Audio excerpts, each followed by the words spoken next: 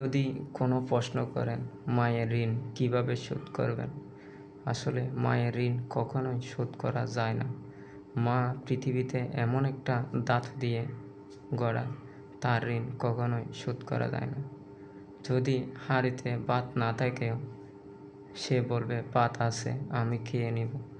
তবে সন্তানকে ভাত খাওয়ানোর পরে সে বলবে আমি খাইছি, তুমি খেয়ে নাও, কিন্তু সে আসলেই খায়নি।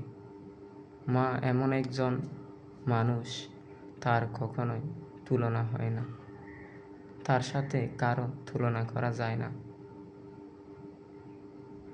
সে দিনের পর দিন কষ্ট করে একটা বাচ্চাকে বড় করে, কিন্তু যখন আমরা বড় হই তখন দেখি মা যদি কিছু বলে, মায়ের সাথে মেজাজ গরম করে বলে চুপ করো, তুমি বেশি বুঝো। আসলে মা যেটা সত্য, যেটা সঠিক, সেটাই তার সন্তানকে বোঝায়। আসলে আমরা বুঝি না।